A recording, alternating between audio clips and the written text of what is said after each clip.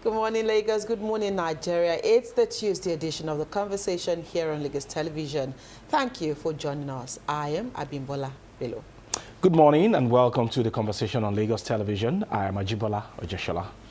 Good morning, everyone. I am Adebimpe Omotayo. Right, we're back here again, and of course, it's Tuesday. What do we have for you on The Conversation today? Let's begin with our news points. Ajibola. Okay, local government autonomy.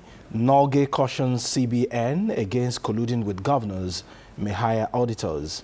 The National Union of Local Government Employees has warned the Central Bank of Nigeria against aiding state governors in undermining the financial autonomy of local government councils, following reports that the Apex Bank has refused to open accounts for councils over alleged non-compliance with auditing requirements. Speaking with this medium, the Nolge president, Akim Ambali, dismissed claims that the local government had failed to provide 2 years of audited accounts, insisting that no council in the country lacks at least 3 years of audited financial reports. According to Ambali, local governments are ready to present their audited accounts, which will ensure a smooth opening of their accounts with the CBN to ensure that local governments receive their allocations directly, following the landmark Supreme Court judgment which mandated that the FARC remit local government allocations directly to them. There is no local government without at least 3 years of audited accounts. This is made possible due to the presence of auditor generals at the local government levels. The CBN must understand that it cannot go against a landmark Supreme Court judgment. No organization should allow itself to be used by governors against the realization of the autonomy for local government, Ambali stated. He advised the Apex Bank to issue a formal directive on the requirement for opening accounts, adding that once the CBN releases a memo detailing what they want, the local government will definitely provide it. The warning follows report that local governments are struggling to access their statutory allocations because the CBN has allegedly refused to open accounts for them, citing the non-submission of 2 years of audited financial report. The Supreme Court, in a landmark judgment on 11th of July 2024, had directed the Federation Accounts Allocation Committee to remit local government funds directly to their accounts, stripping state governors of control over the funds. The ruling was as a result of a suit filed by the Minister of Justice, Lateef Fagbemi, in May 2024, challenging governors' continued control over local government allocation. The suit also sought to prevent state government from dissolving democratically elected local councils and replacing them with caretaker committees. So we are yet to hear to see the end of this struggle over local government autonomy and how they can access their fund directly from the Central Bank of Nigeria. I really don't even know where to, where this is coming from. And it just feels like robbing Peter to pay Paul. Because if this was a Supreme Court judgment mandating that this be done, and now we're having such conditions from the CBN, I think it behoves on the federal government to, as a matter of urgency, ask that any waiver be waived. Because you should be starting on a clean note. Yeah. Why are you asking that they bring 2 years of audited, or for what? At that time, the account wasn't solely theirs. It wasn't. Because it wasn't solely theirs. The money was being paid. In fact, that should have been taken from the states. Exactly. So why? So it just means that, look, sometimes government does certain things and you just keep wondering what is going on. Everybody commended the federal government for taking this step at that time when the Supreme Court judgment came in. It's been more than 6 months and we're still dilly-dallying. We heard that they were going to get this allocation starting from January. Now we are in February. Central Bank is still not sure whether or not an account will be opened. So what exactly are we talking about? Except, of course, if there are certain things that we do not know as citizens. Except, I'm sorry, were there conditions attached to that judgment? Did the judgment give any condition? The judgment just gave the condition and said, this is what should be done going forward. So what is going on? It is deeper than we know. Yes. And some people are fighting back through the back door. Yes, like my brother. So who should the CBN be loyal to? Is it not the Supreme Court? No, the federal government. Don't follow the law. Judgment. Yeah, yes. So through the federal government. Through the federal government, so, yes. Hopefully by March. Maybe the first president needs to now do a fiat and now speak. Oh, yeah, pay local government Cardoso. directly. Oh, yeah. Go and pay them their Go money. and pay them. Okay. All right, let's take the second story today. National Assembly resumes today to accelerate tax reform bills. The National Assembly will resume plenary today with plans to expedite action towards passage of the tax reform bills. Following its first sitting in 2025 on January 14th, both chambers adjourned until January 28 to allow various committees conclude work on the defense of the 2025 appropriation bill presented to the Parliament by President Tinubu on the 18th of December 2024. However, the resumption was postponed to February 4th to allow committees sufficient time to complete ongoing engagement with ministries, departments and agencies on the 2025 budget. Before the legislative chambers went on their Yuletide recess, the 4 tax reform bills submitted by the President on October 13, 2024 had been a key focus, with legislators from the North, alongside Northern governors and traditional rulers, leaders calling for their withdrawal due to concerns that would further impoverish the region. During the recess, the Nigerian Governors Forum met with the Presidential Committee on Tax Policy and Fiscal Reforms. The promoters of the reforms and reached a compromise endorsing the bill with adjustments. And of course, that's the thrust of this story. Hopefully, the lawmakers will resume today, following their recess. And I think part of what is on the front burner for them is the tax reform bill as well as the 2025 budget. We're in February already, and time is going. Yeah, and before that recess, we had several agencies of government defending their budget. Some had issues, some did not. But I'm very sure that the major agenda for today will be the passage of these tax reform bills. Of course, it's taking longer than necessary. And the Governors Forum, they have spoken. So I don't see any reason why we should still delay the passage of these bills.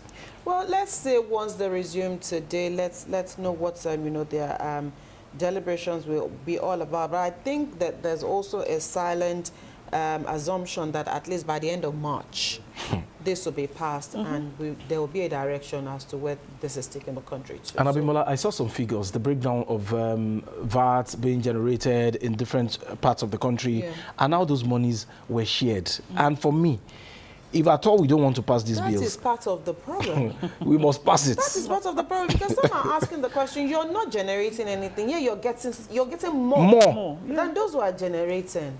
And yet you're saying people will be impoverished. How? Are you fair to those generating more? Generate your money now. And spend it the way you want to spend it. Shikena, Adebimpe, let's take your story. Loma warns against patronizing cart pushers for waste disposal. The Lagos Waste Management Authority has advised residents against patronizing illegal cart pushers to remove their waste. Loma, in a statement by its spokesperson, Kadiri Folashade, yesterday noted that it had intensified enforcement and cleanup operations across the state to curb indiscriminate waste disposal and maintain environmental sustainability. The agency's managing director and chief executive officer, Dr. Muyiwa Gbade-Geshin, emphasized Loma's unwavering commitment to keeping Lagos clean. He said Loma remains resolute in stamping out illegal waste disposal and environmental violations. Our Environmental Monitoring and Enforcement Anti-Cart Pusher Squad has been actively dislodging illegal waste operators who contribute to the degradation of our environment. We urge residents to desist from patronizing them and instead work with registered PSP operators for proper waste disposal. These advice has been given over and over and over and over. I remember since I've been working here, Lagos State government has been campaigning against these cart pushers.